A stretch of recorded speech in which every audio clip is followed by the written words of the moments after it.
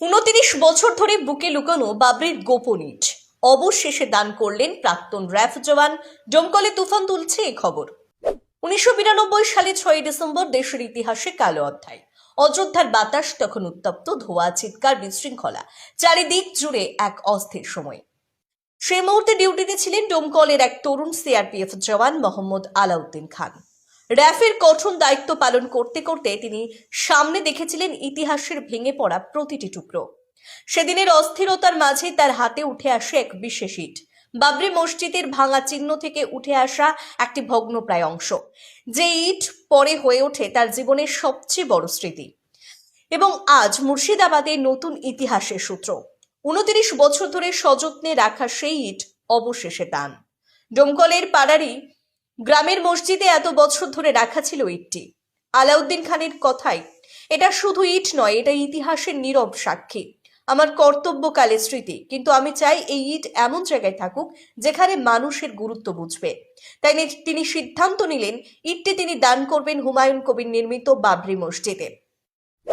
কেন হুমায়ুনের মসজিদ? মানুষের মনে এক অদ্ভুত সংযোগ। মুর্শিদাবাদের এই নতুন বাবরি মসজিদ নিয়ে যেমন বিতর্ক আছে, তেমনই আছে আবেগ। অনেকে মনে করেন এটি অযোধ্যা ধ্বংস হওয়া ঐতিহাসিক স্থানের সঙ্গে এক ধরনের সংবেদনশীল বন্ধন তৈরি করেছে। আর আজ সেই ইতিহাসের অংশ একটি সেখানে পৌঁছানোর খবর ছড়িয়ে পড়তে ডোমকল, রেজিনগর, বেলডাঙ্গা জুড়ে চর্চার ঝড়।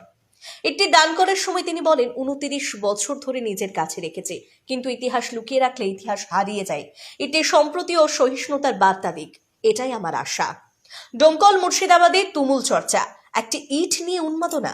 প্রাক্তন সেনার উদ্যোগে সাধুবাদ জানাচ্ছেন সকলেই। এক সময়ের উত্তপ্ত ঘটনা স্মৃতিবাহী ইটটি এবার নতুন এক অধ্যায় শুরু করতে চলেছে মুর্শিদাবাদের মাটিতে। স্থানীয় মানুষের বক্তব্য, এটা শুধু দান নয়, ইতিহাসের বুকে নতুন এক যোগসূত্র। ব্যুরো রিপোর্ট, নিউজ 21 বাংলা, খবরের সাথে মানুষের পাশে। এটা অযোধ্যা যে 6 ডিসেম্বর ঐতিহাসিক বাবরি মসজিদ ভাঙা হয়েছিল, সেই সময় ওই সময়তে আমি ডিউটিতে ওখানে তৈনাত ছিলাম। সেই সময় CRPF rapid action force RF বলে, সেটাতে আমি তৈনাত ছিলাম আমি। এবং আমাদের ক্যাম্প ছিল সেই সময়তে ফৈজাবাদ আর্মি ক্যান্টিন, ওখান থেকে আমাদের তৈরি রাখা হয়। কিন্তু আমাদের আদেশ দেওয়া হয়েছিল না, সকালবেলায় আদেশ দেওয়া হয়েছিল। সকালবেলায় গিয়ে দেখি আমরা বাবরি মসজিদ একদম পুলিশাত হয়ে গেছে। সেই সময় থেকে আদেশ দেওয়া হয়, সেই সময়তে সব তখন তাড়ানো হয়। সেই সময়তে কিছুই ছিল না, সেই ইট পড়েছিল কিছু, সবকিছু ইট সব নিয়ে চলে গেছিল।